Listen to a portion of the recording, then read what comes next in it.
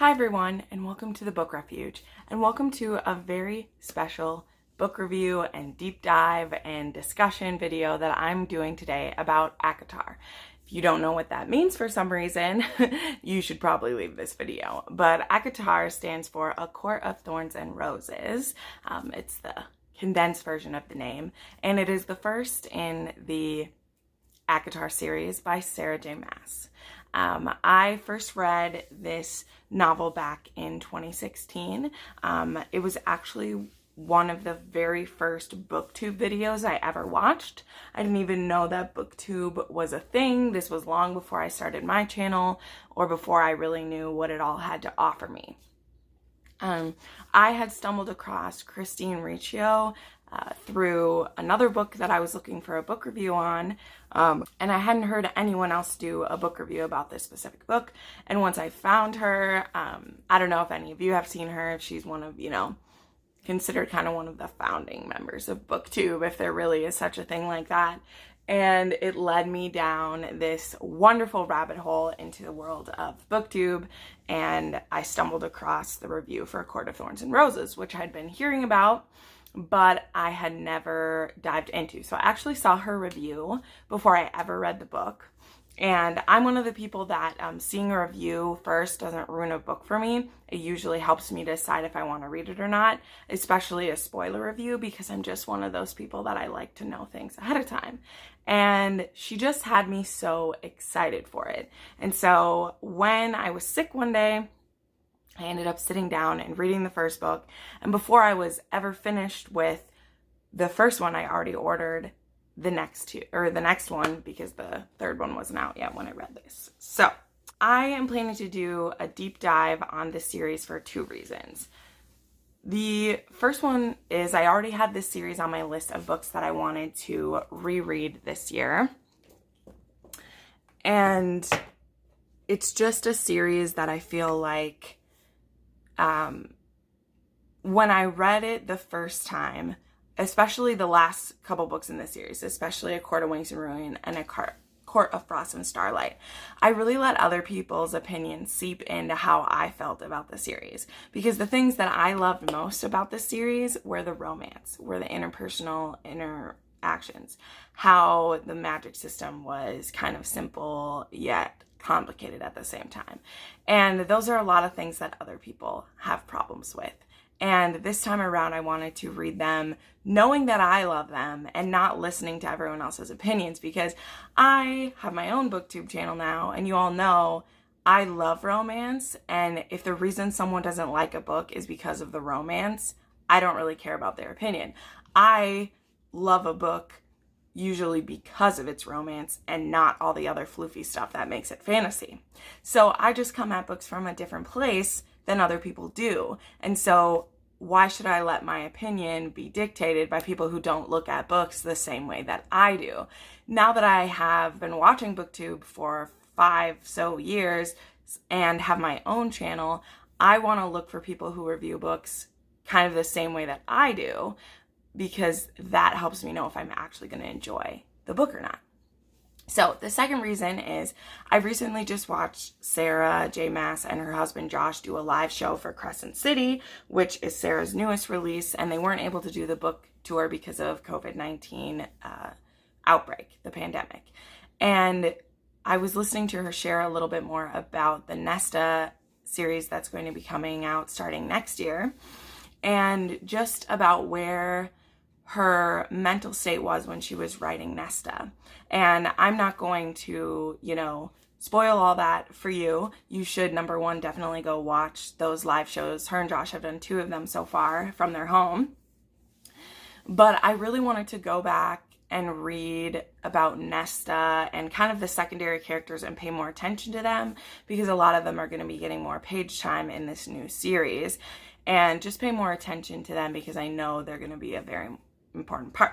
So that being said, this first one doesn't focus on those things really at all, but you got to start at the beginning. And so I plan to do a deep dive in this way. I want to go over the plot as a whole, say how I feel about it, say how I think it was executed, how I think it is held up, and then I want to deep dive into kind of the main characters and the secondary characters of each novel, talk about their character arcs in it, and then, you know, just get a good feel for everybody. So, as you have a clue, this is going to be a pretty long video, and I welcome your thoughts and opinions on anything. I love when people leave me long paragraphs of their thoughts on things and, you know, how you agree or disagree with what I see in this. So the first thing I want to talk about is the story. So ACOTAR, A Court of Thorns and Roses, is kind of set apart from the rest of the stories in the series. By the way, this is a full spoiler for the entire series. I'm going to be talking about the entire series through. Should have set that up at the front. So I'm putting it out there now. Don't continue any further if you haven't read all of the books, because I'm going to spoil them. This is a deep discussion on the series. Okay. So the fairy tales that are followed in the first book are not necessarily what we follow later on. This one it follows the fairy tale Beauty and the Beast, the fairy tale of Tamlin, and the fairy tale East of the Sun, West of the Moon. They're all kind of mixed in there somewhere, which is really fun because those are fairy tales that, you know, they have a lot of mystery in them. They start usually with a grumpy, conceited, or foolish hero who he needs to go on the journey just as much as the heroine style does. And so I really like that. There's not a ton to talk about in that aspect for me. I think it follows those, this first novel anyway, follows those pretty classically. Like, it doesn't sway from them much, which is something that a lot of people complain about when they complain, like, it was so basic, nothing was a surprise. That I think really can deter people from this series if you read the first book and then just give up. Which, number one, is completely fair. It's completely fair. Why should you continue a series if you read the first book and don't click with anybody? Why would you do that? It's a waste of money. It's a waste of time. And I have many friends who've read the first book in this series and didn't continue because they felt like it was a complete story, because they didn't like that Reese guy at all, and they don't want to read the next book where he becomes a love interest because they don't get how that can possibly happen.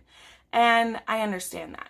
But there's something that I want to put forward, and that's that I think Sarah was very brave. She was very brave to tell this story where we're going to introduce a guy who in all other books, he would be the end game, and he's just going to be a step along the way. He's going to be her love for now. And I think that that is very brave. And the first time through, if you haven't been warned ahead of time, which I was warned ahead of time, but I'm still someone who can sink into it in the moment, I thought Tamlin was everything that we wanted. I thought Reese was a creep. I don't understand how she could be with him later. I was like, I don't know if I trust you, Sarah, to do this. And so that's why I think she's very brave. So that was my feelings the first time through this, is you fall for the Beauty and the Beast retelling. You look at Tamlin and you're like, what's the secrets that he's holding? If he would just share them with us, it'd all be better. When Feyre has to complete the trials to be with him and is willing to do all of these things, you think, wow, what a romantic love story this is. And it's not that it's not. And it's not that it is. And so that's where people have to have a trust for Sarah's writing and be willing to step past this book. But anyway, so how did I feel upon this reread? I'll tell you, when I started the reread, it took me a while. It took me a while to get through that first 150, 200 pages of this book, because I know the truth now. I know that this guy Tamlin, though he's not, I never consider Tamlin evil. We have more to talk about with that for sure. Though I don't consider him evil, he's not who I want to spend my time with. So spending this first half of the book falling in love with him, thinking he's dreamy, wanting to solve all his problems for him, it's draining. Because it's like I'm putting my heart into this investment and it's a waste of time. But then I decided to shift my focus away from Tamlin, where normally in a romance, I'm all about that man, right? Like, he's who your obsession is. He's who we're building the tension with. He's who we desire. I wanted to build my feelings about Feyre, because there's so many people who read this book, this first book, and they're so annoyed with her that she plays it really strong, but she's a pushover. She is taking care of her entire family and being treated badly. She gets forced into this situation by this beast, and he treats her poorly, and people are prejudiced against her, and they consider her little, and she just takes it. And yeah, there are people who do that.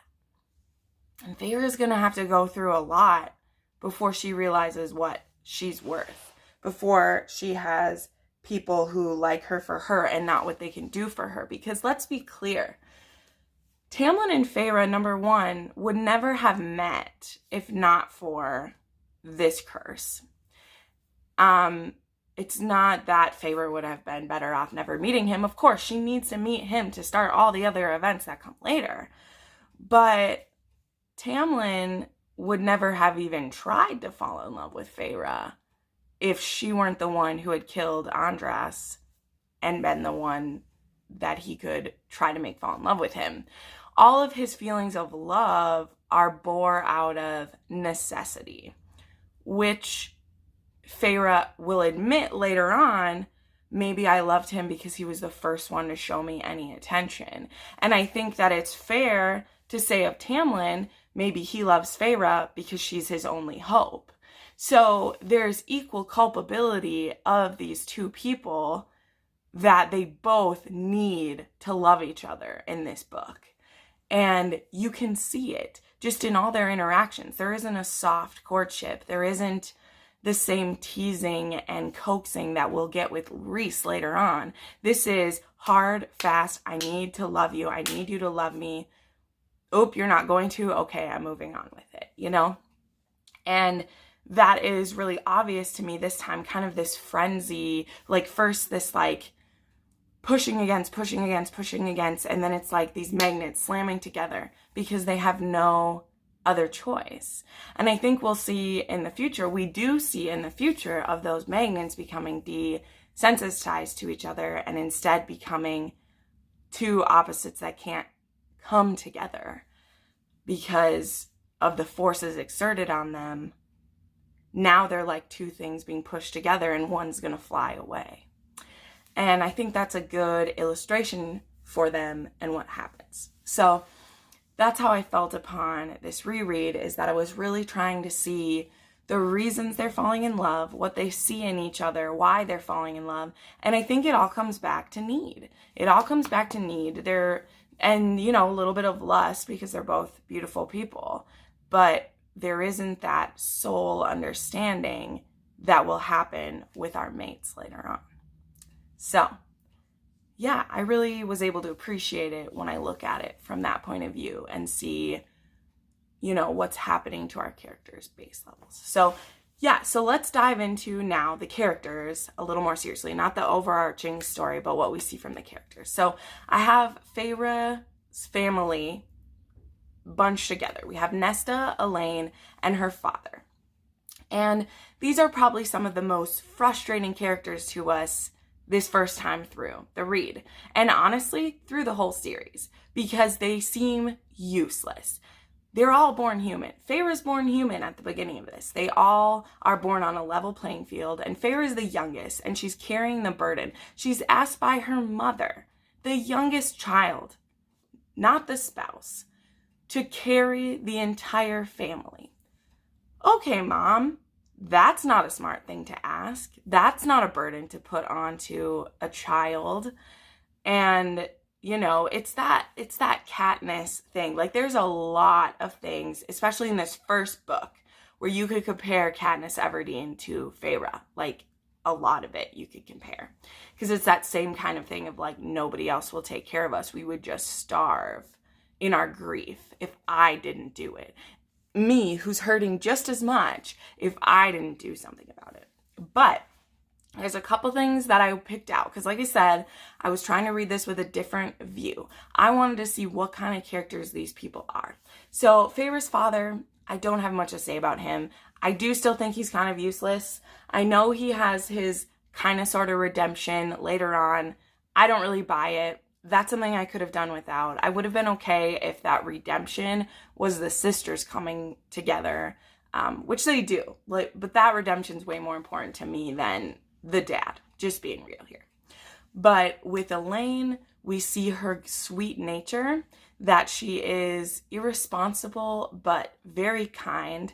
She doesn't have a cruel bone in her body. She just wants to be happy and have an easy life. And that is something that both Nesta and Feyre want to protect. And even though I still think Elaine holds some culpability in just giving up, she didn't try to learn or do things or improve. She just waited and hoped that things would be okay. But she has this eternal optimism and kind spirit that we tend to give Elaine a little more of a pass than we do for Nesta, because Elaine is just passively inactive, whereas Nesta is aggressively inactive. And this is where we see some amazing parts of Nesta's character being laid out for us. Nesta, the oldest sibling, has this hard sledgehammer of resentment against her father and blames him for everything. Even though I think it's pretty her father does give up, but he also believes that there's no point in trying because he can't live up to their expectations at this point, which is really sad and still makes him kind of a waste of space, but I digress. Nesta is, and we know that she will admit this to us later on, but you can actually see it upon a reread, that what she tells us later of she was trying to push her father so far that he would snap out of it. It's just that was a tactic that was never going to work, and she never tried another one. Nesta is smart and passionate and protective of her family. And though we don't see her be protective of Feyre when Feyre is feeding them and keeping them warm, we see it when Feyre gets taken away. Or more importantly, when Feyre comes back after Tamlin sends her home, and we find out that Nesta never believed that Feyre was off staying with an aunt somewhere. Feyre, she knew, was taken, and Nesta traveled all the way to the fairy wall and tried to find a way in so she could go and rescue, or Nesta did that so she could rescue Feyre. And I think that starts to show us what this woman will do for her sisters. And though she focuses a lot of her attention to Elaine later on, because she sees that Feyre can take care of herself and Elaine cannot, we see those character traits in Nesta that will make her such a fierce and powerful warrior later on. A warrior we haven't even fully seen expressed yet. And what I'm excited to see in this series that Sarah's going to write. But we see this in Nesta. We also see that she's very smart when she helps Feyre problem solve what might be going on with the Fae world, and how they talk things through, and how Nesta encourages her and says, if you feel like you need to do this, then do it.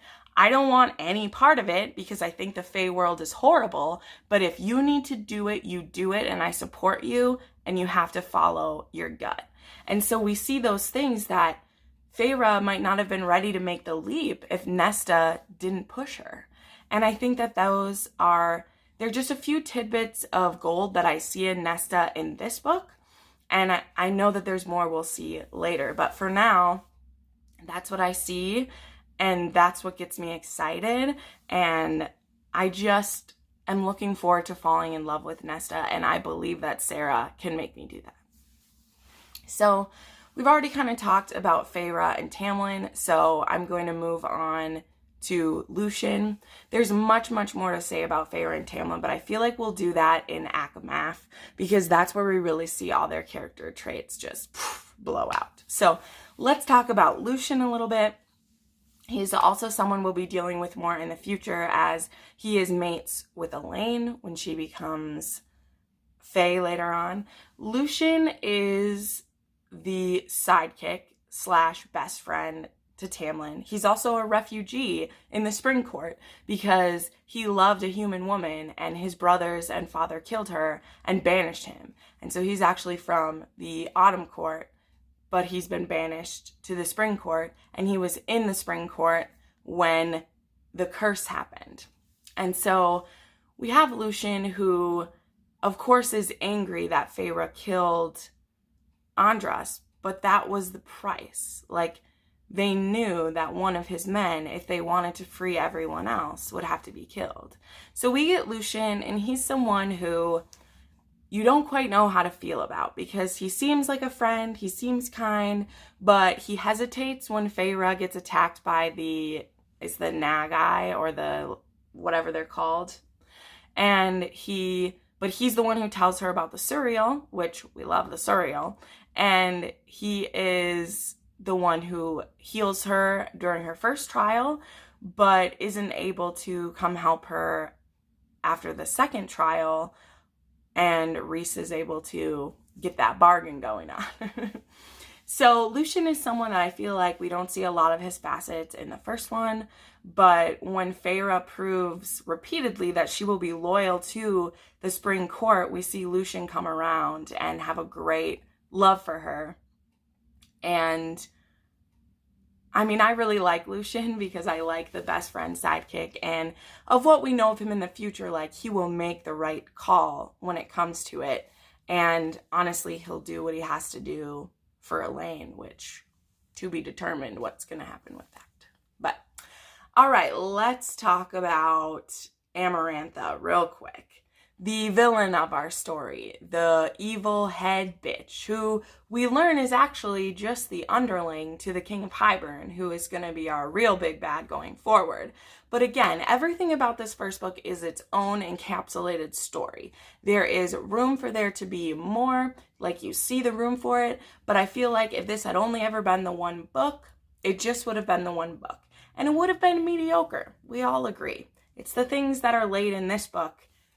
And why I think so fondly of this book is because of what I know is coming on.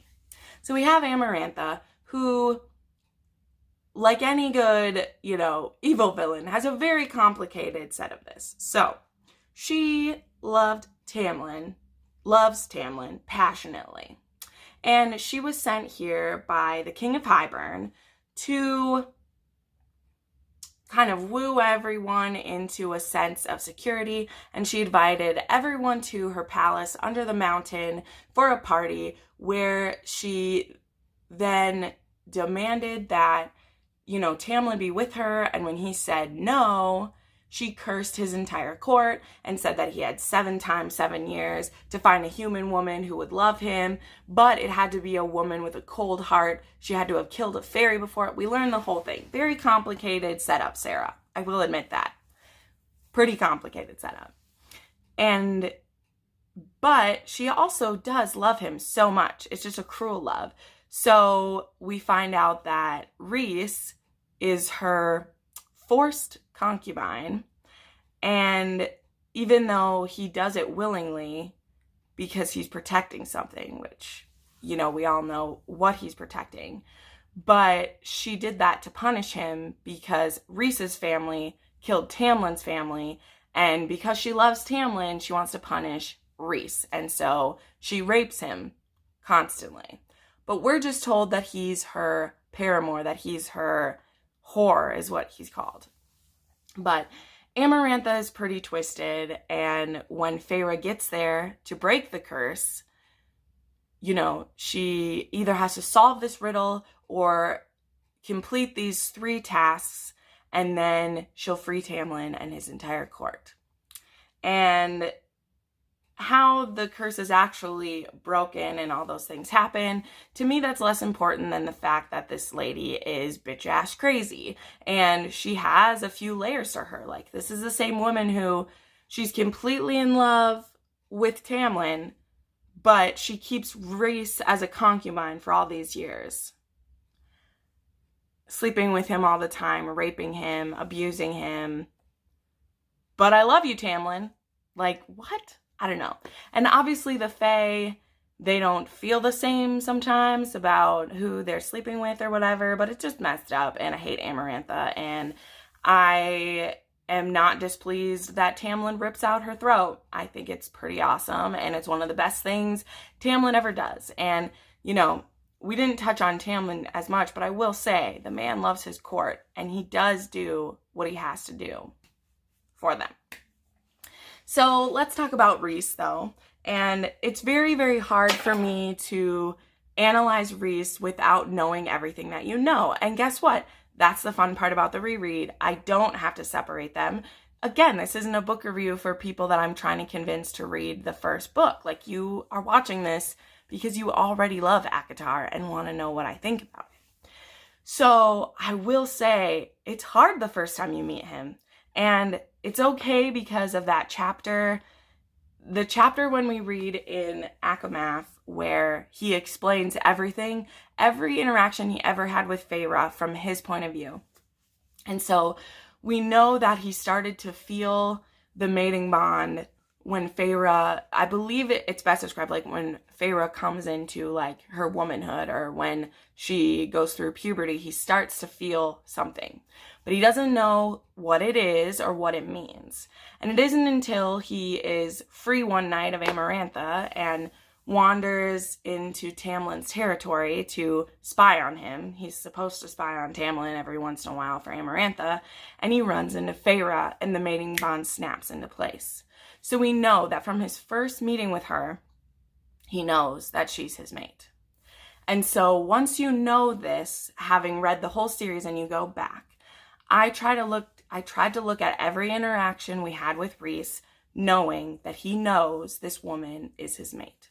And when you see each step he takes, even though you're reading this from Feyre's point of view and she hates this man, she sees him as disgusting and cruel and working for Amarantha and manipulative, he is doing his level best to outthink Amarantha and to outthink, even what Feyre might do, because she doesn't care for him. She doesn't even know him. She's been told horrible things about him. She's seen him be cruel to Tamlin and make him beg at his feet because she doesn't know what Rhys knows. And it's hard to see him like that because we know the deep love he has for Feyre. And when we see him have to be cruel to her and have to manipulate her, knowing that he would rather do anything else than that, it's very hard. And when we have the last scene with him, when he is congratulating her on breaking the curse and he's willing to let her just be with Tamlin forever, when you see that scene and have the context, it's devastating. Especially when we know that Feyre is going to be sad and depressed for many months to come because she's going to be with someone who doesn't know how to handle her grief, who doesn't try to help her through, who's struggling with grief himself. We will talk in depth about this when I do my deep dive into ACOMAF, that Tamlin has his own trauma that he's dealing with. But Rhys can understand her trauma because he's been captured too all this time, kept from the place he loves, kept from flying, kept from his family. And Tamlin, though he was cursed, was with all of his people, had all the comforts that he always had before, and Rhys was a sex slave. And he's still willing to give up his only chance at happiness so that Feyre can be happy, or what she thinks will be happy. And so he doesn't tell her. He doesn't tell her that he's her mate, and that's a mistake, but also is it? Because she would have told Tamlin then, and Tamlin would have worked very hard to keep her away from Rhys, and we wouldn't have any of the things we have now. So I love Rhys. I loved getting to read him in here and seeing him be that snarky, sexy, a little bit creepy. And here's the thing too, I had this discussion with a few of my friends who love the books, who are apologists for Rhys, who try to explain his behavior under the mountain when he drugs Feyre and puts her in a negligee basically and is parading her in front of everyone. And if you only ever read this book, I understand why you feel that way. I completely 100% do not excuse his actions except for I know what was going on. I know what he was thinking. I know that he had to humiliate Feyre for Amarantha to believe it. If Amarantha thought that Rhys was only doing that with Feyre to protect her from him, she would have killed them. So you cannot look at that scene in hindsight and not see it from Rhys's point of view. And that he used that paint so Feyre could know where she was touched each day. He would drug her so she didn't have to live through it, which is horrible. But what else was he supposed to do? Like, what was he supposed to do? So I have different feelings about that than if you only ever read this book, that he looks horrible. But and not that he's a perfect person, but I believe what he does is what he thinks will save her, and it does. And though he puts her in compromising positions, in sexual positions, he never takes advantage more than what's necessary for the situation. And we will see later on the grief that aches at him for what he has to do to his mate. But he saves her, and she would have him do it all again. So, putting those thoughts to bed, you're free to share yours down below, but I really would only want to hear your opinion about it if you've read the whole series and you still think it was horrible what he did. You can share. But otherwise, I don't care, because I don't approve of your opinion if you've only read this book and you still think Rhys is a creep. Don't agree. All right, and then finally for characters, some of the other Fae. We only briefly meet the other High Lords, so I'm saving them mostly for another review. There's some creatures we meet. We get to meet the Adder, who is a crazy motherfucker. We get to meet the Cereal, who we will see in each book, and who is awesome and creepy and a diva. And some of the memes going around for the Cereal are some of my favorite memes. You should look up some Cereal memes. And always gives us just the right information that we need. So those are the characters, and I love it. I really did like this reread, even though it was hard to get through. I love that this series has Feyre's head changed so much, because so often in fantasy series, usually, yes, the hero goes on their journey, they gain confidence, they gain wisdom, that stuff always happens. But I don't think we see in some other, especially like YA new adult series, where a character's heart and being will be so different from the first book to the last book, as we see with Feyre. And we see that Tamlin is the one who's meant for her at this moment, and this love story is still beautiful. It's still Feyre coming into her own and realizing that she has more to offer, and realizing that she has the power to save hundreds of thousands of Fae, and not just her small family. And I love that. I love that so much. And I love getting to see her mindset, even though, yeah, it's a drag. It's a drag to read about it and know that she has so much to go through, and knowing the damage and the nightmares and the suffering she's going to have in the next book. Like, it's hard. It's hard to see that. But people who read this book and say they can't stand it because Feyre is such an annoying protagonist, again, number one, I understand if you would never want to continue because it's a hard space to be in. But number two, I urge you, if there are any parts of this story that you'd liked, that they need to read the next one to understand what her arc in her mind is. And that though Tamlin frees her from certain things, he puts her in prison in completely different ways. And it isn't until she's with her mate later on, till she fully is in a relationship where she's loved just as she is, and there's no exceptions or she has to make or expectations she has to meet, that she's able to release that burden and become fully free. And now when she's protecting someone, when she's protecting a people, it's because she loves them and not because she feels obligated or guilty or anything else. And you have to start with Feyre in this place for us to get to that. Because otherwise she was always a selfless, perfect, smart, wonderful person. And I love that. Also, side note, how cool is it that a story that's based off of like Beauty and the Beast has a heroine who can't read? How many of the Beauty and the Beast stories doesn't the girl like love books? And Feyre can't even read at the beginning of this series. And I love that. Like, I love that. It's such an ironic, cute thing. And Reese teaches her to read later. It's adorable. So, all right, my feelings at the end. I've basically shared this. This book was wonderful. It's a great place to start the series because you are given such a base for these characters that you almost are like, okay, whatever.